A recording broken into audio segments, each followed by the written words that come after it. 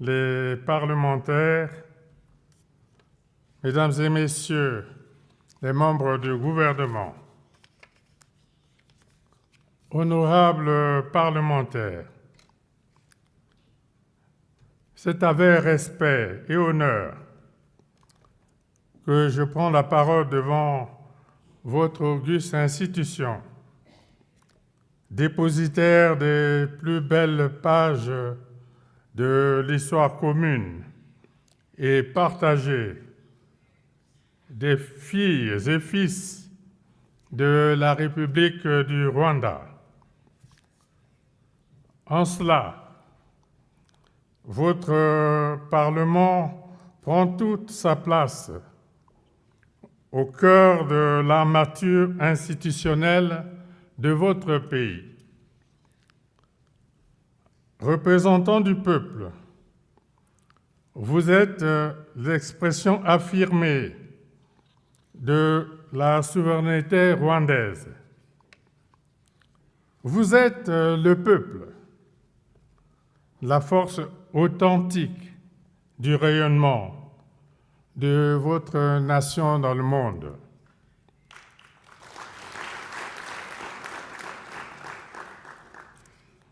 La proximité et l'estime de mes compatriotes pour le peuple rwandais constituent une véritable richesse inscrite au fronton de la fraternité, de l'amitié, de la confiance et de la solidarité.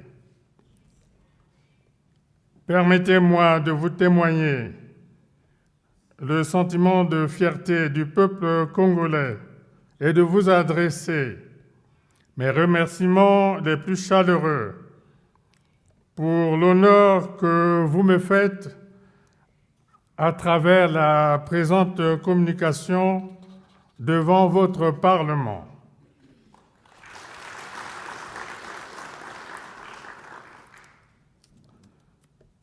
Votre institution, Monsieur le Président du Sénat, Madame la Présidente de l'Assemblée, jouit d'une notoriété exemplaire, justifiée par le dynamisme d'une diplomatie parlementaire menée sous votre leadership.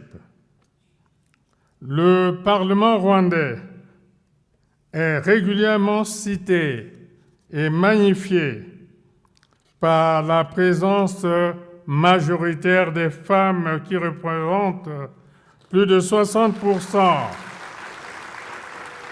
Je reprends.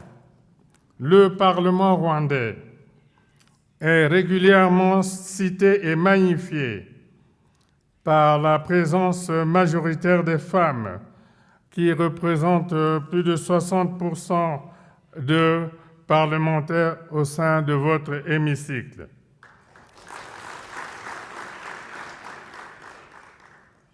D'aucuns parlent d'une leçon provenant d'Afrique et donnée au monde. Notre continent, qui s'est engagé en faveur de la promotion et l'intégration de la femme au développement, s'emploie à concrétiser cette problématique de genre.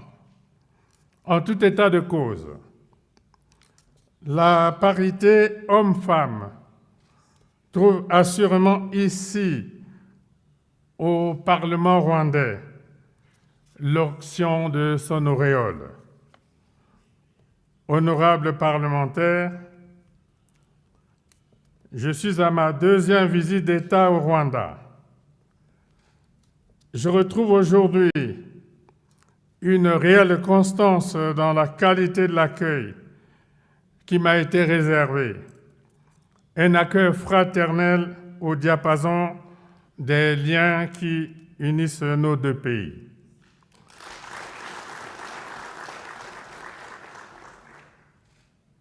Sur cette terre pétrie de souvenirs, je salue le Rwanda, un pays qui, après la tragédie du génocide, s'est courageusement relevé pour refaire son unité, retrouver la concorde et la cohésion, ramener la paix et la sécurité et se placer avec détermination sur la voie du développement.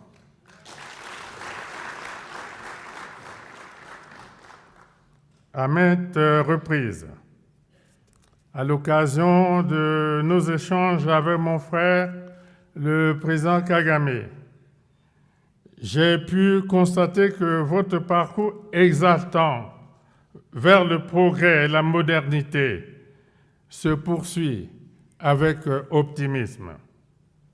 Mais, à l'instar de la plupart des États africains, l'effort à consentir reste encore colossal. Aucun État ne peut tout seul faire face au coût onéreux des projets destinés à doter nos pays d'équipements et des voies de communication modernes, telles les infrastructures routières, ferroviaires, portuaires, aéroportuaires et énergétiques. Les enjeux et les défis en présence appellent à une reconfiguration effective de notre manière de penser l'essor de nos économies. Il nous faut, par exemple, instituer une véritable synergie d'ensemble pour assurer à l'Afrique une part importante et de plus en plus croissante de la production industrielle mondiale. Il nous faut lever l'option salvatrice de parvenir, dans les délais raisonnables, à un niveau d'autonomie collective suffisante en vue du développement industriel du continent. Convenons que lorsqu'elle s'est unie, l'Afrique a pu se libérer de la colonisation, conquérir son indépendance, vaincre l'apartheid et engager les chantiers du développement. À ce titre, l'acte constitutif de l'Union africaine, créé en 2002 à Durban, stipule, je cite, « Inspiré par les pères fondateurs de l'OUA et par des générations de panafricanistes, ces dirigeants se donnent entre autres objectifs l'unité et la solidarité des pays d'Afrique, la défense de l'intégrité et la défense de ces pays, l'accélération de l'intégration politique et socio-économique du continent, la recherche scientifique et technologique, la promotion internationale des positions africaines communes, l'harmonisation et l'intégration des politiques économiques régionales. » Point de citation. Honorables parlementaires,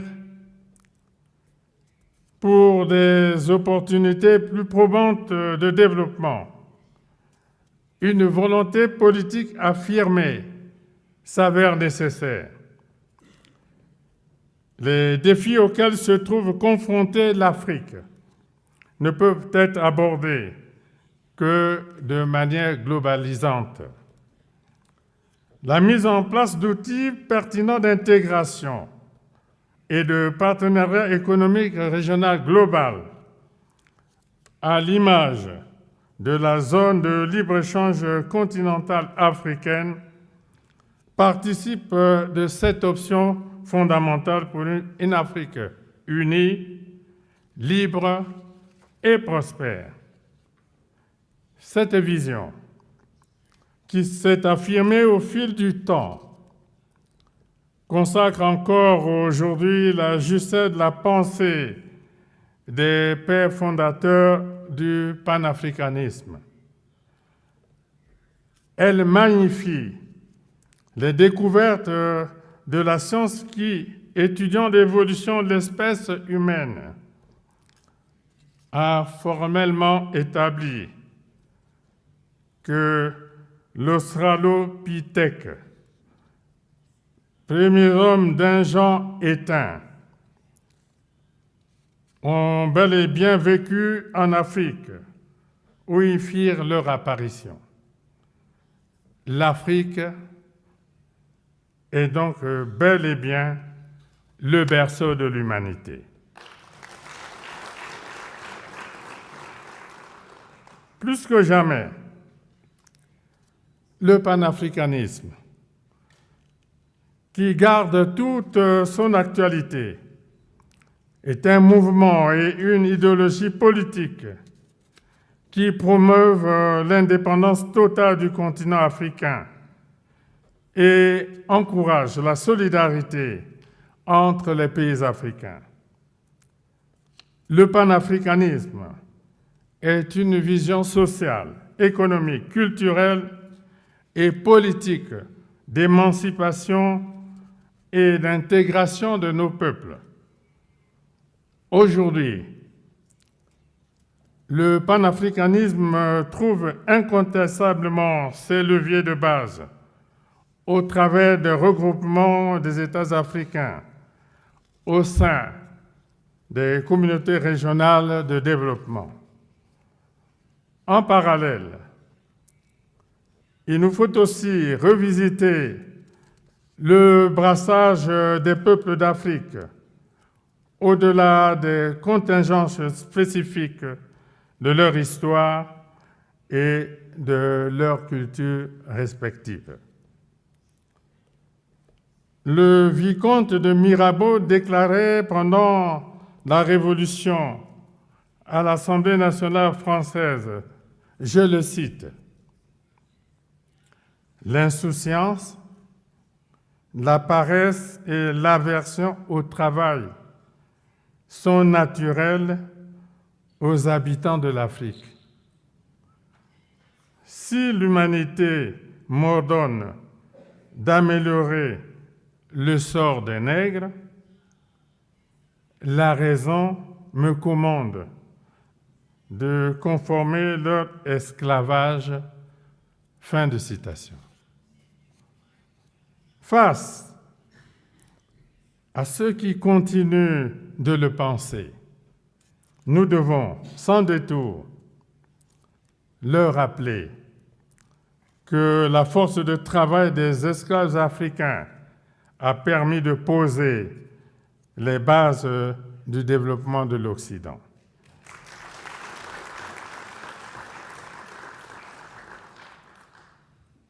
Nous ne devons nourrir aucun complexe, même lorsqu'il s'agit de la maîtrise des nouvelles technologies.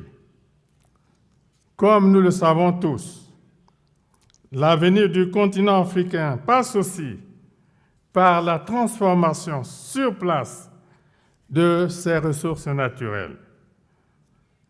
L'histoire ancienne, l'histoire contemporaine et l'actualité ambiante le témoignent à suffisance. En cela, nos richesses, véritables atouts de notre développement, ne doivent plus être exploitées à vil prix ou sans contrepartie conséquente.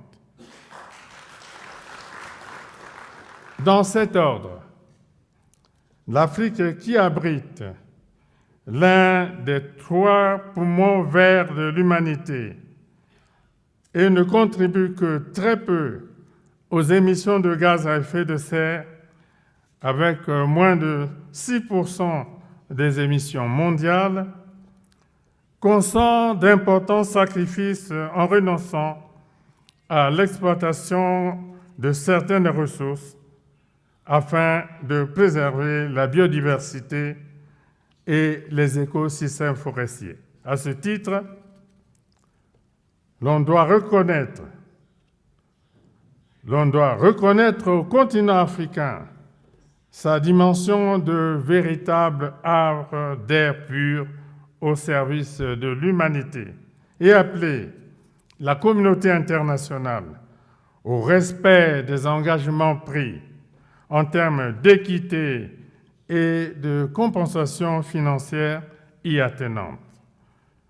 Dans cette optique et pour densifier nos efforts en matière de préservation de l'environnement et de gestion des écosystèmes forestiers, j'ai initié l'organisation du sommet des 3 bassins forestiers tropicaux, Amazonie, Bornéo-Mékong, Congo, qui se tiendra du 26 au 28 octobre 2023 à Brazzaville.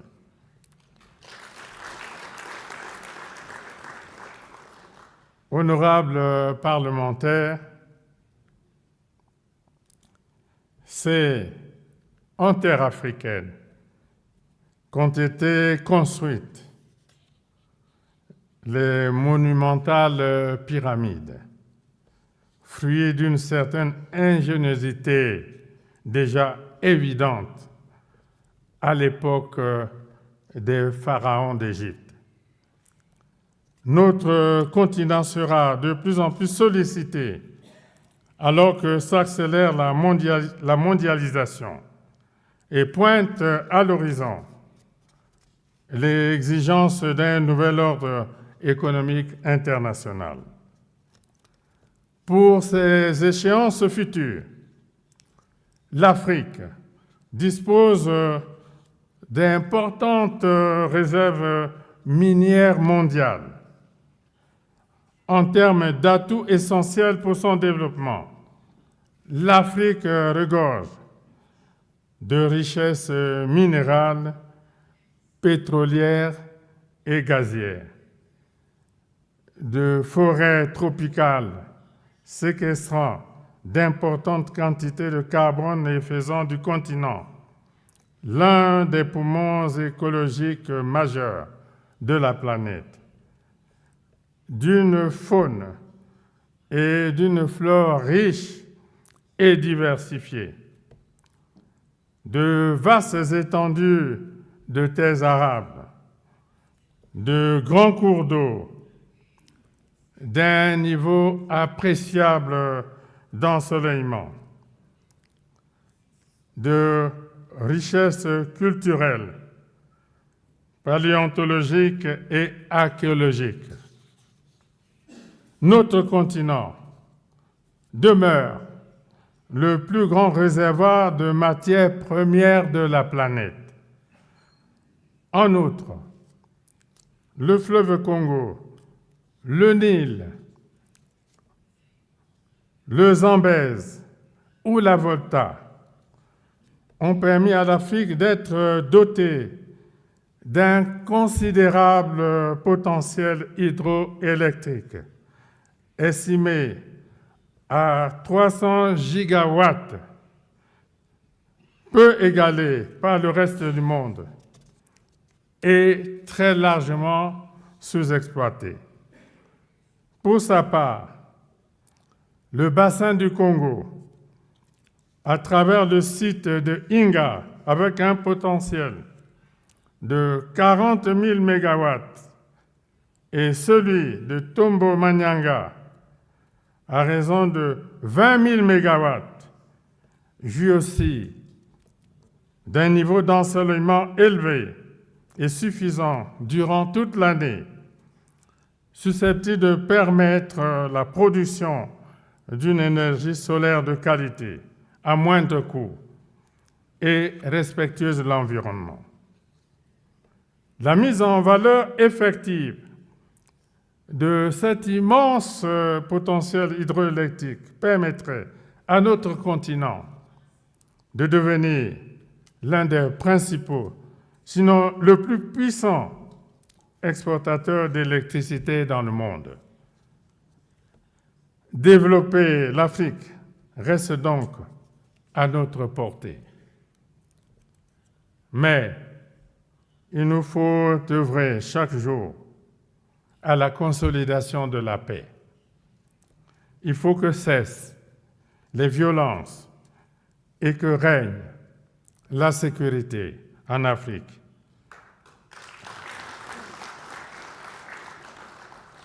Il n'y a ni salut ni développement sans la paix.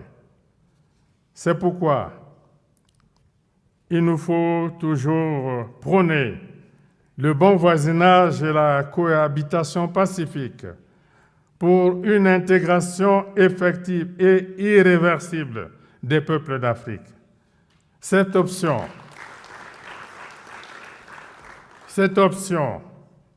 qui défie les frontières, rapproche les peuples et favorise la solidarité et la complémentarité. À ce sujet, honorables parlementaires, souvenons-nous de cette belle image qui a fait le tour du monde, principalement celui de toute l'Afrique, lorsque, à l'occasion du 27e sommet d'Union africaine, ici même à Kigali, en juillet 2016, mon frère Paul Kagame a exhibé pour la première fois devant les organes de presse le passeport panafricain comme pour montrer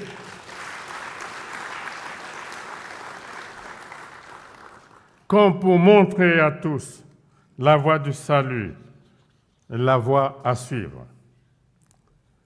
Ce moment rare de notre histoire commune a conforté davantage notre foi en une grande intégration continentale, tout en suscitant au sein de nos populations l'espoir en tant que citoyens africains de circuler, de travailler et de vivre sans restriction ou entrave de toute nature dans tous les pays africains, en fait, sur leur propre continent.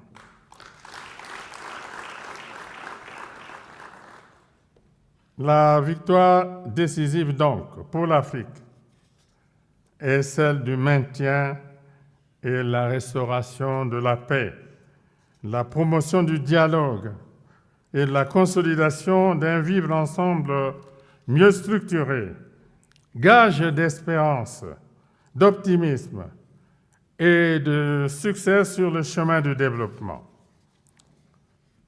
Honorables parlementaires, depuis l'Antiquité, un questionnement a toujours hanté la plume de nombreux auteurs, même les plus célèbres, à savoir, quelle nouveauté nous vient d'Afrique? La réponse était toujours trouvée par des raccourcis. Pour Aristote, la Libye apportait sans cesse quelque chose d'étrange, dès lors qu'elle abritait toutes sortes d'animaux féroces aux formes étranges. Pour Pline l'Ancien, en Afrique, des bêtes sauvages s'accouplaient entre elles, y compris entre races différentes, en donnant ainsi naissance à des monstres. Pour l'écrivain français Rabelais, l'Afrique était mère de nouveautés étranges et monstrueuses. De nos jours, ce questionnement sur la nouveauté venant d'Afrique est devenu un proverbe qui rappelle que les maux et les difficultés peuvent toujours faire irruption sans crier gare dans notre existence. C'est autant dire aussi qu'il y a encore actuellement dans le monde de nombreuses personnes qui croient que les nouveautés venant d'Afrique sont toujours assimilées aux monstres. Fort heureusement, l'hécatombe annoncée durant la pandémie de Covid-19 ne s'est pas produite en Afrique. La pertinence et l'efficacité des mécanismes de solidarité agissantes ayant apporté un cinglant démenti aux annonces d'apocalypse faites par les prophètes de malheur. Ainsi,